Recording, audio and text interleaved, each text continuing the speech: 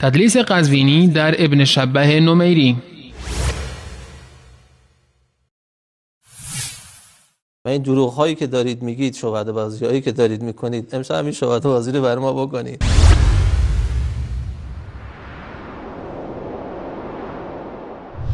با آقای ابن شبه نمیری. ابن شبه نمیری از شخصیت‌های برجسته اهل سنت. ذهبی و دیگران توصیفش کردن. خود آقای ابن کثیر دمشقی این رو از شخصیت‌ها و اعیان اهل سنت شمرده. صاحب کتاب تاریخ مدینه منوره. ایشون قضایای مفصلی نقل میکنه که در ضمن اون قضایا میگه ان ابابکر انتزع من فاطمه رضی الله عنها فدک. آقای ابوبکر فدک را به زور از دست حضرت زهرا سلام الله علیها گرفت. آقایان میتونن مراجعه کنن تاریخ مدینه ابن شبه نمیری. ابن شبه نیست، بعضی ابن شبه میخوان، ابن شبه نمیری جلد اول صفحه 199.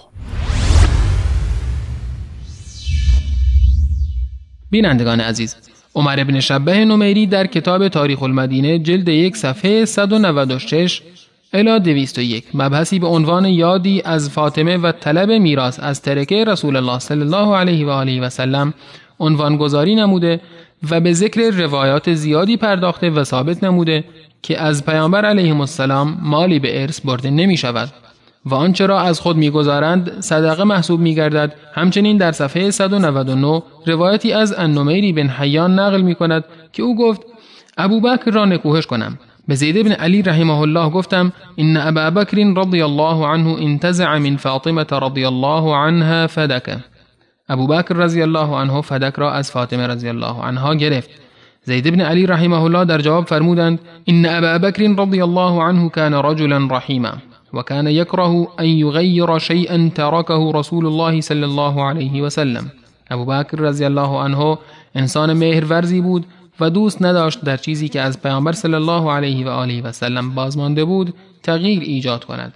و در آخر روایت زید بن علی رحمه الله می‌فرماید و ایم الله لو رجع الامر الی لقضیت فیها بقضاء ابی بکر رضی الله عنه. قسم به الله اگر کار به دست من می بود به همان چیزی فیصله می نمودم که ابوبکر رضی الله عنه به آن فیصله نموده بود. دوستان، این بود حقیقت آنچه که ابن شبه نمیری آن را روایت کرده است. اما مشاهده نمودید که جناب آیت الله قزوینی چگونه مرتکب دروغ، تلبیس و خیانت علمی می شود تا عقیده فاسد خیش را صحیح جلوه دهد.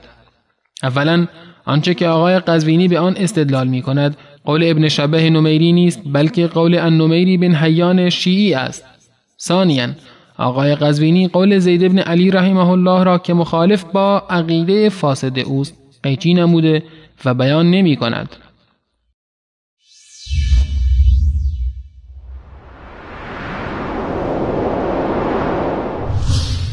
والا نمیدونیم چقدر باید آدم پست باشه، چقدر باید آدم رذل باشه. به قول میگن شرم و بی‌حیایی حد داره، ولی این واقعا از حد گذرانده.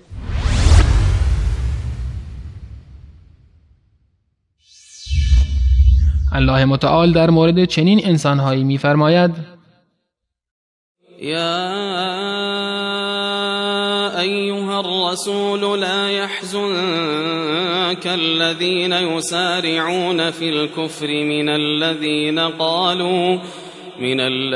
قالوا آمنا بأفواههم ولم تؤمن قلوبهم ومن الذين هادوا سماعون للكذب سماعون لقوم آخرين لم يأتوك يحرفون الكلم من بعد مواضعه يقولون إن أوتيتم هذا فخذوه وإن لم تؤتوه فاحذروا ومن يرد الله فتنته فلن تملك له من الله شيئا أولئك الذين لم يرد الله أن يطهر قلوبهم لهم في الدنيا خزي ولهم في الآخرة عذاب عظيم. ای پیامبر، کسانی که در مسیر کفر شتاب می کنند تو را اندوهگین نسازند، چه آنان که به زبان خود می گویند ایمان آورده ایم و دلهایشان ایمان نیاورده، و چه یهودیانی که باطل را می پذیرند و گوش به فرمان کسانی هستند که نزدت نیامده اند. به تعریف کلمات از جایگاهش می پردازند و می گویند اگر همین حکم به شما داده شد بپذیرید وگرنه از آن دوری نمایید، و در برابر الله برای کسی که الله گمراهیش را خواسته نمیتوانی کاری انجام دهی. اینها کسانی هستند که الله اراده پاک کردن دلهایشان را نکرده است. بهره آنان در دنیا رسوایی است و در آخرت عذاب بزرگی دارند.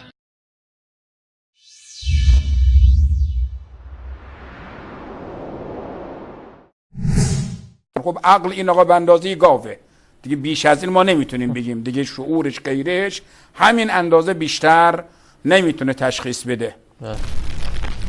خب عقل این آقا به اندازه گاوه دیگه، بیش از این ما نمیتونیم بگیم دیگه. شعورش غیرش همین اندازه بیشتر نمیتونه تشخیص بده.